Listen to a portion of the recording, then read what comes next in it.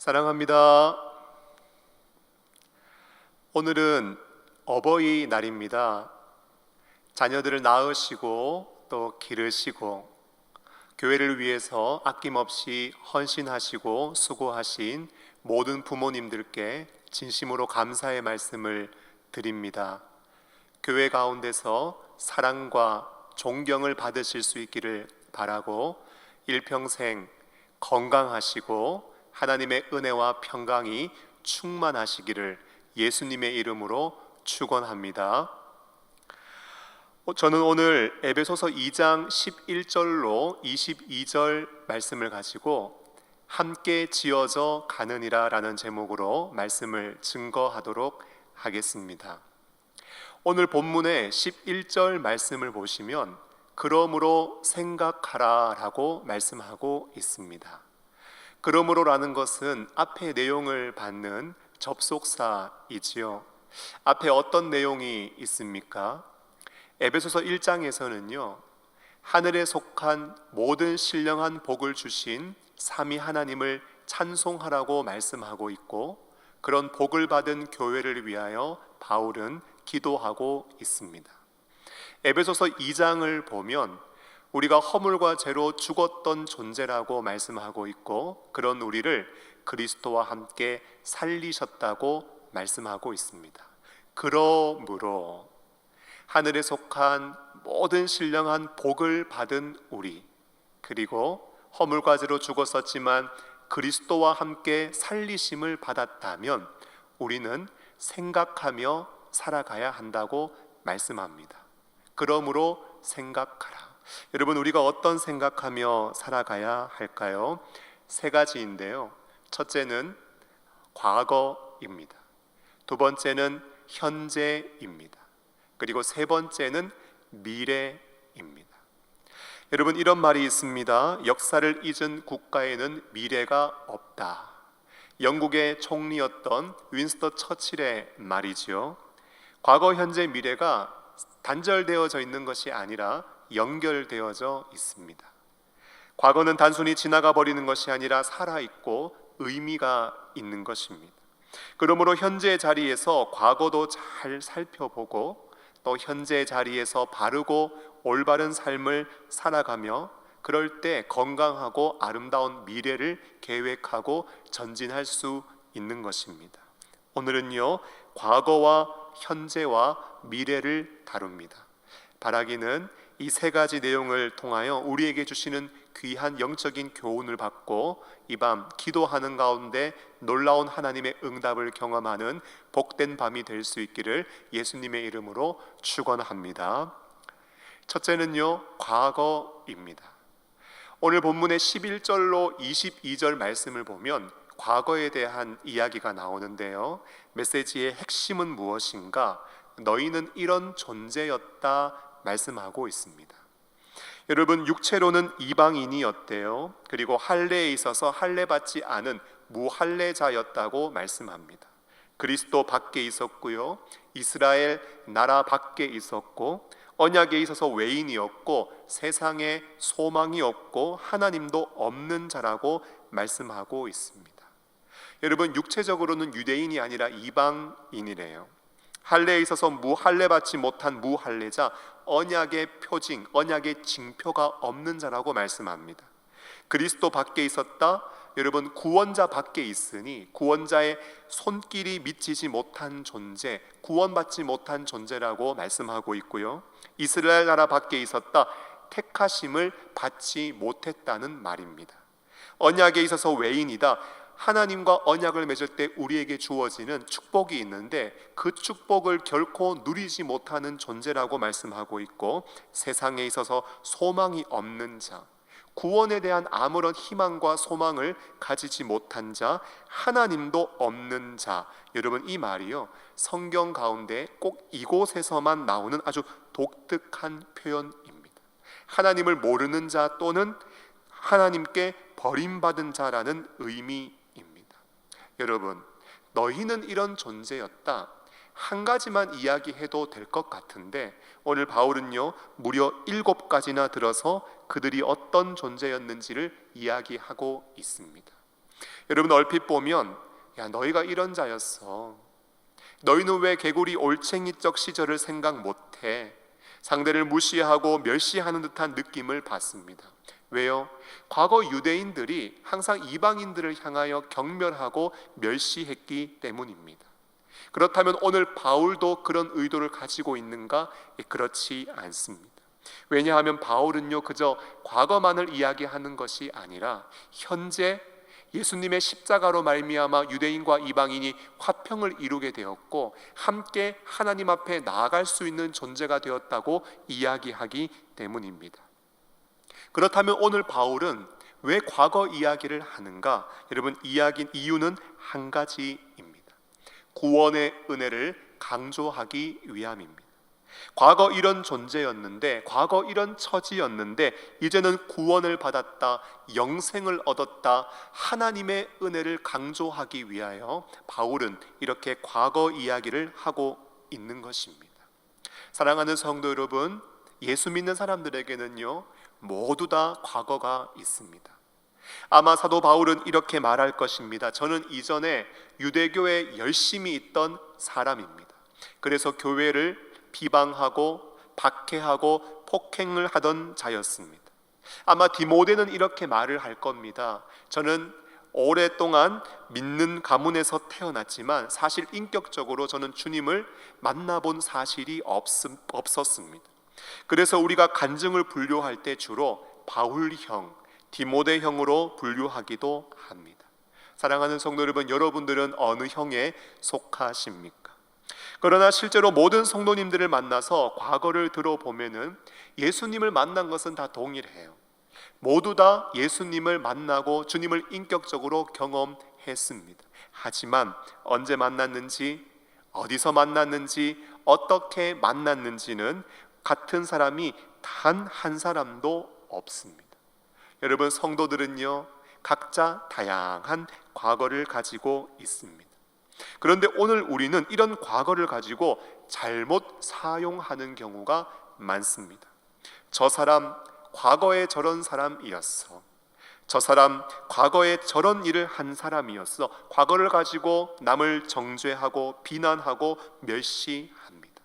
또 어떤 경우에는요 과거를 통하여서 자기 자신을 향하여 후회하고 자책합니다. 내가 그때 왜 그랬을까? 내가 그때 그러지 말았어야 하는데 지금 생각하면 너무 부끄럽다. 과거에 매여서 후회하고 자책하고 정죄감을 가지는 경우가 있습니다. 여러분 이것은요 모두 다 과거를 잘못 사용하고 있는 것입니다.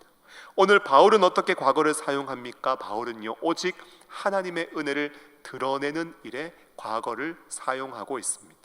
내가 이랬던 자였는데 이런 나를 예수님께서 구원해 주셨다라는 거예요. 내가 이런 상황이었는데 이런 나를 예수님께서 건져 주셨다라는 거예요. 내가 아무런 구원의 소망이 없는 자였는데 주께서 나를 택하시고 살리시고 영생을 주셨다라는 거예요. 여러분 어디에 강조가 있습니까? 과거에 강조가 있습니까? 예수님께 강조가 있습니까? 여러분 과거에 있는 것이 아니라 예수님께 강조가 있는 것이지요. 제가요 고향을 내려가면 꼭 하는 것이 있습니다. 집을 가다 보면 제가 처음 다녔던 모 교회를 지나치게 되는 경우가 있습니다. 그러면 모교회를 보면서 저는 아이들에게 꼭 이런 이야기를 합니다. 얘들아 저 교회 말이야 아빠가 처음 다녔던 교회야. 얘들아 저 교회 말이야 아빠가 처음 신앙생활을 시작했던 교회야.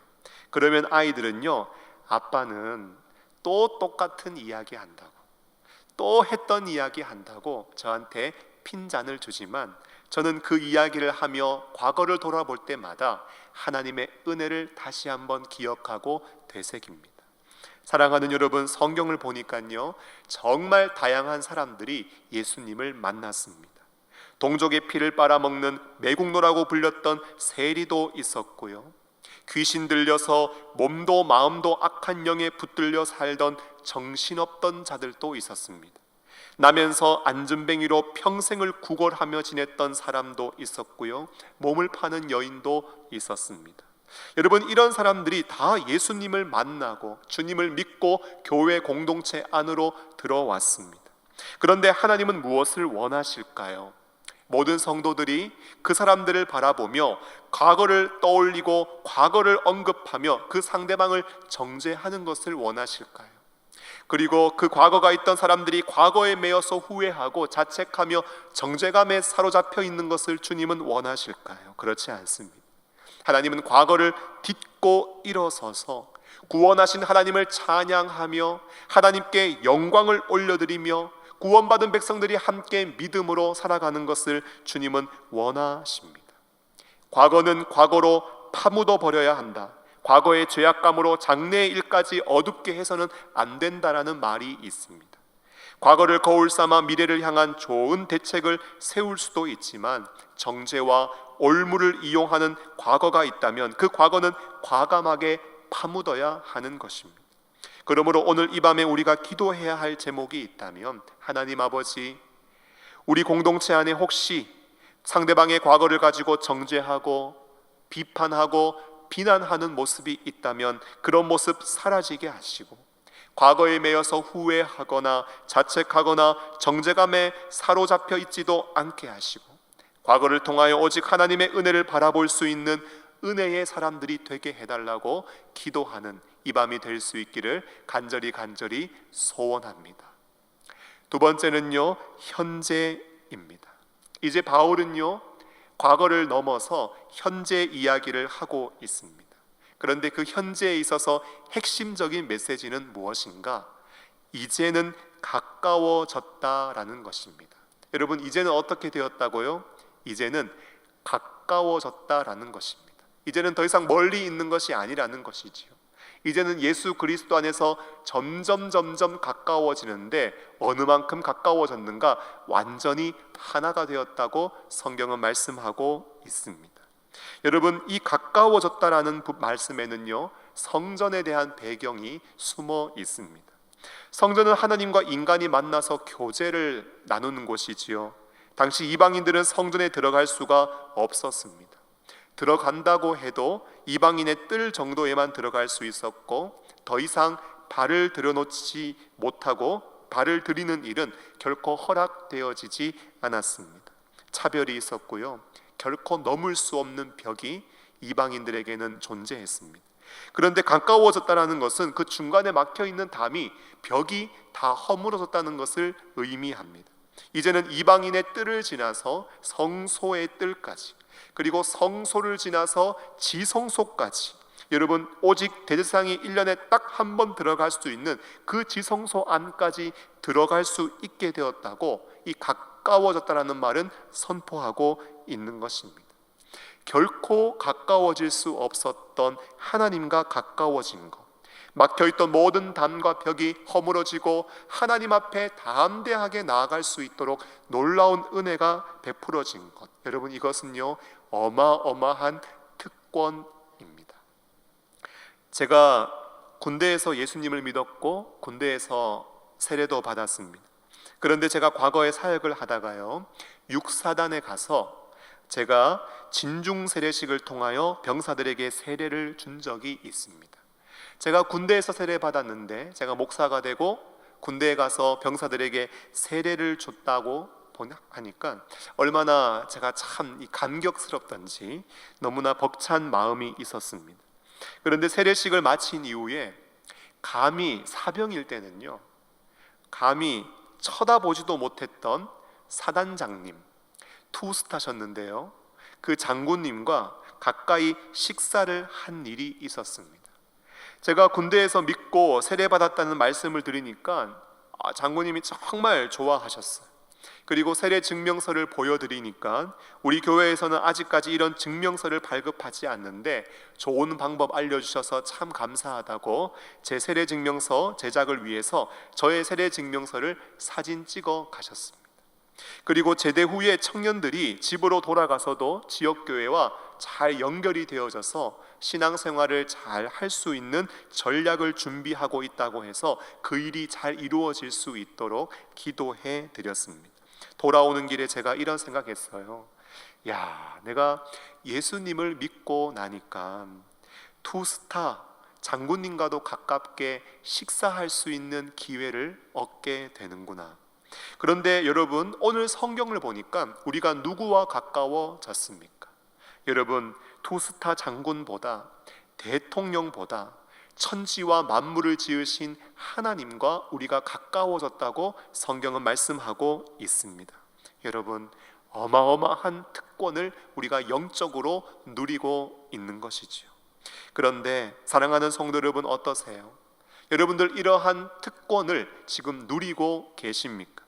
하나님과 가까워진 특권을 누리면서 하나님과의 친밀한 교제 속에 하나님을 알아가는 그 기쁨과 즐거움을 만끽하고 누리며 죄악 많은 세상 속에 살아가다가 하나님 앞에 나아가 힘들고 지친 마음을 주님 앞에 내어놓고 하나님이 위에서부터 부어주시는 그런 신령한 은혜와 위로와 하늘의 평안을 맛보며 은혜 가운데 살아가고 계십니까? 아니면 하나님을 가까이 하기보다 여전히 타락한 육신의 죄성을 따라서 죄를 가까이 하고 악을 가까이 하고 불의함을 가까이 하면서 더 그 죄악과 연락하고 있지는 않습니까? 가까워지기는 가까워졌는데 마치 하나님을 향하여 가까이 하기에 너무 먼 당신처럼 주님을 멀리하며 하나님과 사회적 거리 두기를 하고 있지는 않습니까? 아직 코로나의 백신이 개발되지 않는 상황이고 완치했다고 하더라도 그 완치자들이 바이러스를 가지고 있어 확산의 가능성이 남아있기 때문에 여러분, 사회적 거리를 두는 것은 계속해서 지속해야 하지만 여러분, 주님과 거리를 두어서는 안 되는 것이죠. 몸의 거리만큼이나 마음의 거리도 우리는 가까워질 수 있어야 합니다. 고향에 계신 부모님께 가끔씩 안부 연락을 드리면 부모님은 항상 이런 말씀하십니다. 얘야, 일한다고 바쁜데 뭐 하러 전화를 했냐? 일한다고 수고 많이 할 텐데 아니 무슨 시간을 내서 이렇게 전화했냐? 가끔 고향에 계신 부모님을 기회를 내서 찾아가면 부모님은 항상 이런 말씀 하십니다. 아이고, 일한다고 바쁠 텐데 뭐 하러 왔냐? 전화하면 되지. 운전한다고 피곤할 텐데 몸이 녹초가 될 텐데 뭐 하러 왔냐? 항상 이런 말을 하십니다. 그런데요, 전화상 들려오는 부모님의 목소리는 참 힘이 있습니다. 그리고 찾아가서 부모님을 만나 부모님의 얼굴을 보면 밝은 모습과 함께 정말 좋아하는 모습을 제가 느낄 수 있습니다. 오늘 성경을 보니까 이미 가까워졌다고 말씀합니다. 하나님과 가까워졌고 성도 간에 가까워졌습니다. 그런데 그동안 너무 다가가지 않아서 오랜만에 가까이 다가가야 할 분도 있지 않을까 생각이 됩니다. 여러분, 잊지 마십시오. 우리가 다가가면, 우리가 가까이 가면 하나님 아버지는 정말 좋아하십니다. 사랑하는 여러분, 참된 믿음의 사람들은 어떤 사람들인가? 주님과 내가 가까워졌다. 지식만, 이론만 알고 있는 사람이 아니라 나의 온 마음이 주님과 가까워져 있는 사람들입니다. 시편 73편 28절은 이렇게 말씀합니다. 하나님께 가까이함이 내게 복이라. 사랑하는 여러분, 오늘 세상은 코로나로 인하여 사회적 거리를 두고 있지만 하나님과는 항상 가까이 하시면서 우리 영혼의 깊은 주님과의 친밀함을 만끽하고 누리는 복된 성도가 되시기를 예수님의 이름으로 축원합니다. 마지막으로 미래입니다. 과거를 바르게 해석하는 법을 배웠습니다. 하나님 은혜 볼 수 있어야 하지요. 또한 정말 가까워질 수 없이 담이 있고 벽이 있었던 하나님과의 관계가 가까워졌고 더 나아가 성도 간의 관계도 가까워졌습니다. 이제 앞으로 우리에게 남아있는 미래는 무엇일까요?